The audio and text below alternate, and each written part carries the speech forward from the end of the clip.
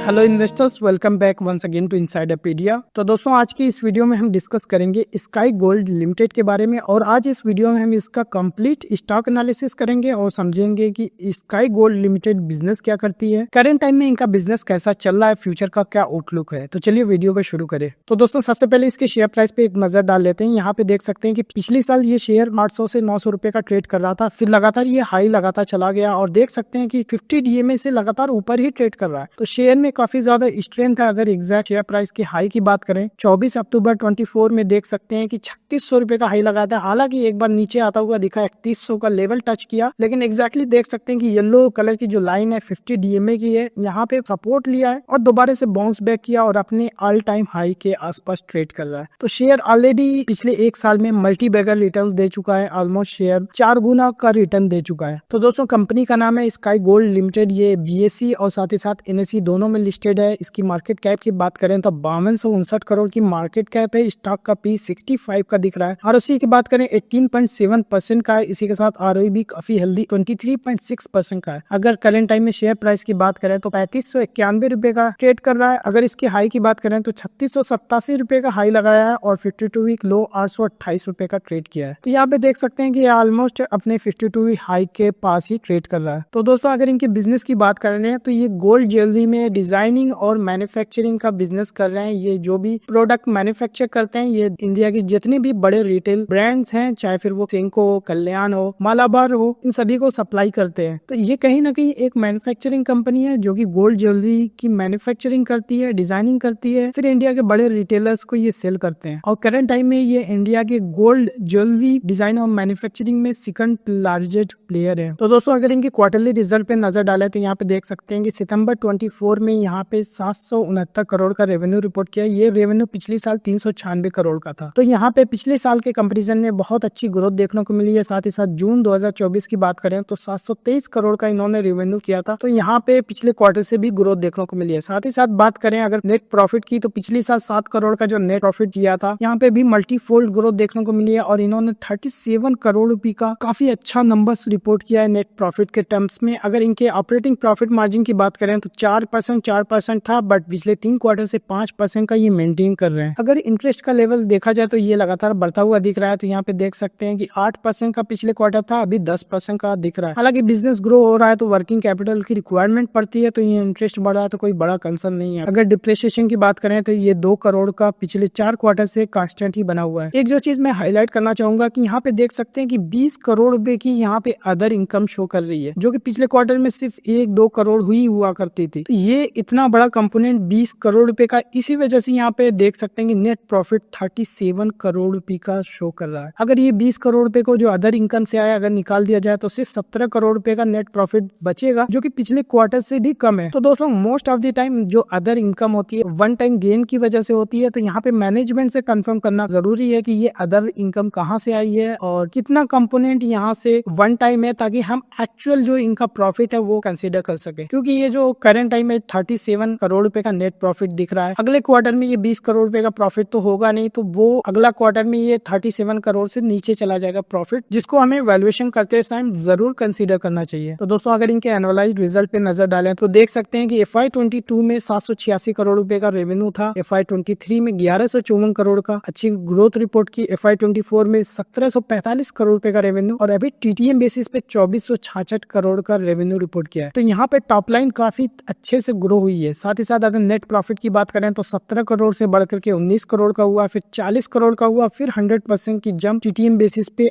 80 करोड़ रुपए का दिख रहा है। हालांकि वही जो लेटेस्ट क्वार्टर में 20 करोड़ रुपए का अदर इनकम था, इसको एडजस्ट करना जरूरी है। एक और रेशियो जो मैं देखता हूँ कि डिप्रिसिएशन को प्रॉफिट बिफोर टैक्स से कंपेयर करें तो यहाँ पे देख सकते हैं कि 8 करोड़ रुपए का अगर डिप्रिसिएशन है तो profit before tax at least 24 crore रुपए का होना चाहिए, और यहाँ पे तो 105 का है। तो जितना हमारा रिक्वायर्ड है उससे भी 4 गुना है। तो यहाँ से एक चीज तो क्लियर है कि बिजनेस में इंफ्रास्ट्रक्चर बिल्ड करने के लिए बहुत ज्यादा कैपिटल की रिक्वायरमेंट नहीं है। तो दोस्तों, एक नजर बैलेंस शीट पे देख लेते हैं। तो मार्च 2024 में देख सकते हैं कि इक्विटी कैपिटल जो 13 करोड़ का था, सितंबर में 14 करोड़ रुपए का हो गया। मतलब कि इस दौरान कुछ तो फंड रेज किया गया है, नया शेयर इशू किया गया। इसी के साथ बोरिंग भी देख सकते हैं कि 310 करोड़ से बढ़कर के 468 करोड़ का हो गया। तो डेट का लेवल भी बढ़ता हुआ दिख रहा है। अगर फिक्स्ड एसेट की बात करें तो 35 करोड़ से बढ़कर के 86 करोड़ का हो गया। इसका मतलब है कि इन्होंने कुछ ना कुछ इंफ्रास्ट्रक्चर बिल्ड किए हैं, अपनी कैपेसिटी सेफ्टी को बढ़ाने के लिए। साथ ही साथ अदर एसेट्स पे एक नजर डालें तो इन्वेंट्रीज का लेवल देख सकते हैं कि 266 करोड़ से बढ़कर के 319 करोड़ का हो गया है। अगर बिजनेस ग्रो कर रहा है तो कोई बड़ा कंसर्न नहीं है। ट्रेड रिसीवेबल भी 102 करोड़ से बढ़कर के 246 करोड़ का हो गया है, तो ये भी ओवरऑल ठीक ही दिख रहा है। कैश एंड कैश इक्विवेलेंट की बात करें तो 77 करोड़ था, अभी 110 करोड़ रुपए का कैश ये होल्ड कर रहे हैं, तो कंपनी के पास एनफ कैश भी अवेलेबल है। तो दोस्तों कैश फ्लो वाले सेक्शन पे एक नजर डालें तो कैश फ्रॉम ऑपरेटिंग एक्टिविटी देख सकते हैं कि ये लगातार माइनस में है, जो कि काफी बड़ा निगेटिव साइन है, क्योंकि अभी तक ये बिजनेस से कोई कैश जनरेट नहीं कर पाए हैं। FY24 में भी 138 करोड़ रुपए का निगेटिव कैश फ्लो इन्होंने रिपोर्ट किया है। साथ ही साथ कैश फ्रॉम ऑपरेटिंग एक्टिविटी भी देखें तो 106 करोड़ का इन्वेस्टमेंट हुआ है। फाइनेंसिंग एक्टिविटी से भी देख सकते हैं कि 239 करोड़ की फाइनेंसिंग हुई है। अगर फाइनेंसिंग एक्टिविटी को ब्रेक डाउन करें तो यहाँ पे प्रोसीड फ्रॉम शेयर्स भी देख सकते हैं कि 103 करोड़ रुपए के शेयर्स सेल किए गए। इसके अलावा बोरोइंग से भी देख सकते हैं कि 153 करोड़ का डेट लिया गया है। ओवरऑल कैश फ्लो निगेटिव है। इसके पीछे की वजह है कि कंपनी काफी तेजी से ग्रो कर रही है, इसी वजह से इनको एक्सटर्नल फंडिंग की रिक्वायरमेंट पड़ रही है। अगर ये बिजनेस स्लो ग्रोथ होती तो यहाँ पे इतनी ज्यादा फंडिंग की रिक्वायरमेंट नहीं पड़ती और बिजनेस इजीली आपका कैश जनरेट करने लगता है। बट कभी भी कोई भी कंपनी अपने ROE से ज्यादा अगर ग्रोथ कर रही है तो वहाँ पे उस कंपनी को एक्सटर्नल फंडिंग की रिक्वायरमेंट पड़ती ही है। तो दोस्तों रेशियोज पे एक नजर डालें तो यहाँ पे डेटर डेज देख सकते हैं कि 21 दिनों का जो पिछले साल था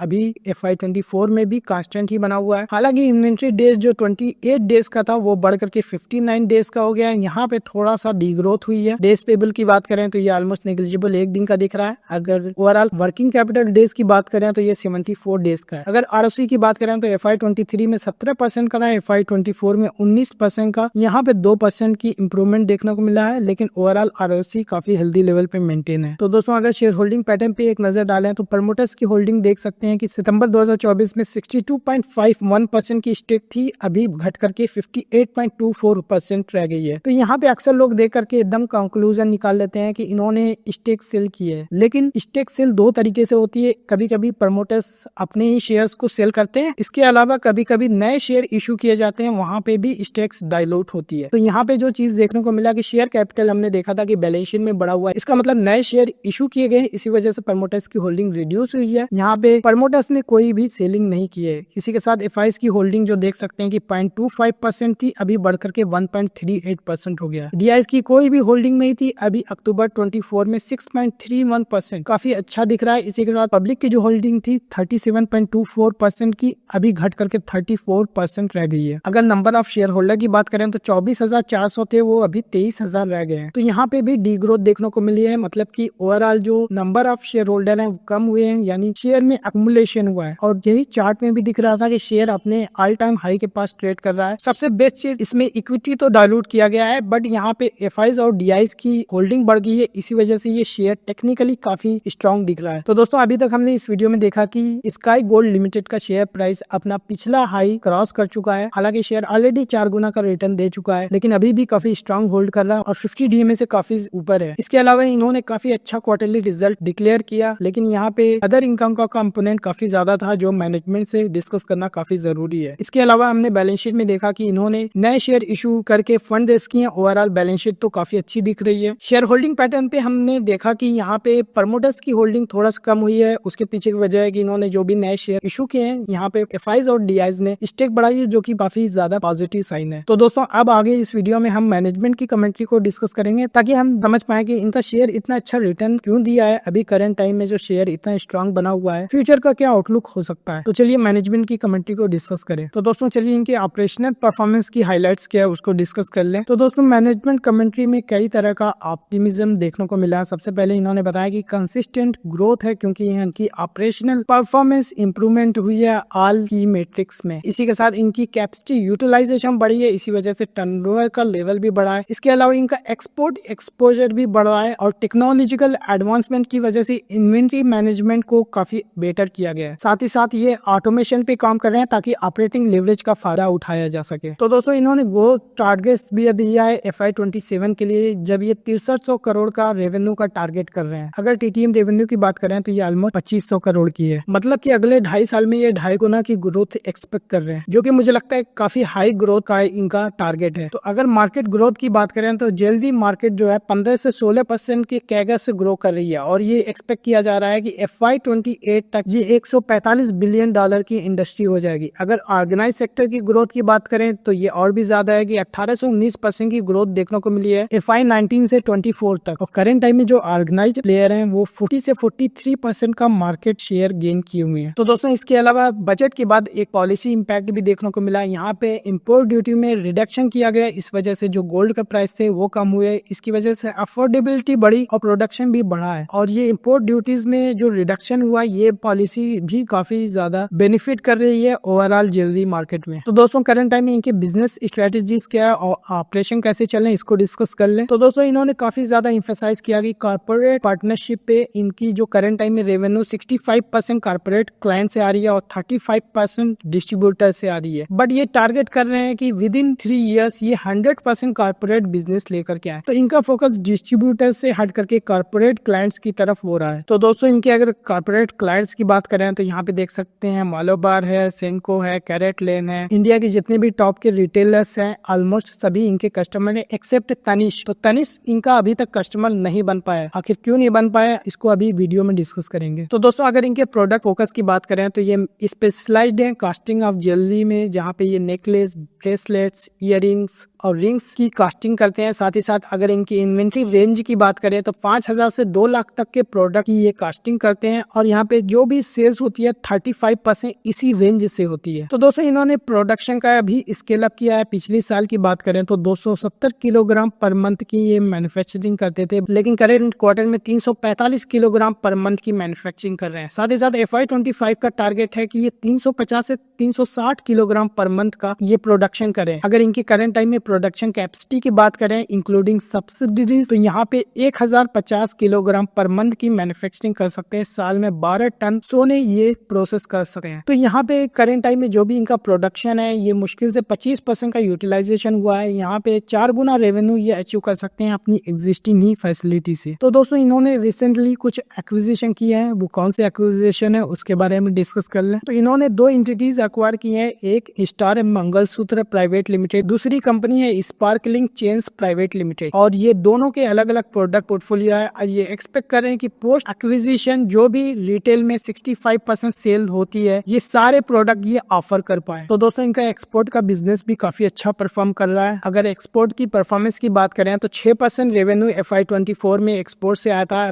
लेकिन Q1 FY25 में ये शेयर बढ़ करके 11% हो गया। और ये एक्सपेक्ट कर रहे हैं कि एक्सपोर्ट का कंट्रीब्यूशन ओवरऑल टॉप लाइन में FY25 के ये 9 से 10% तक मेंटेन हो सकता है। तो यहाँ पे एक्सपोर्ट काफी अच्छा ग्रो हो रहा है। तो दोस्तों इनके फाइनेंशियल हाइलाइट्स को डिस्कस कर ले। तो दोस्तों इन्होंने FY25 के लिए रेवेन्यू गाइडेंस दिया है। तो इनकी पेरेंट कंपनी का टारगेट है कि 2700 करोड़ का रेवेन्यू ये अचीव करे। साथ ही साथ सब्सिडीज जो इन्होंने 2 कंपनी एक्वायर की है वहां से 500 से 600 करोड़ का रेवेन्यू करे। तो टोटल 3300 से 3400 करोड़ का रेवेन्यू करने का टारगेट है। तो दोस्तों अगर TTM बेसिस पे रेवेन्यू की बात करें तो ये ऑलमोस्ट 2500 करोड़ की है। तो यहाँ एक्सपेक्ट कर रहे हैं कि 3300 से 3400 करोड़ की रेवेन्यू FY25 में ये करेंगे। अगर उस हिसाब से इनका नेट प्रॉफिट के कंसीडर किया जाए तो यहाँ पे अप्रोक्सीमेटली 100 करोड़ का नेट प्रॉफिट हो सकता है। यहाँ पे मैं जो 20 करोड़ की अदर इनकम है उसको एडजस्ट कर रहा हूँ। और ये 20 करोड़ की जो अदर इनकम हुई है यहाँ पे मैनेजमेंट से कमेंट्री में डिस्कस करते हुए पता लगा कि ये 20 करोड़ रुपए की शेयर्स ये TCS कंपनी में ये होल्ड कर रहे थे, इसको उन्होंने सेल करके प्रॉफिट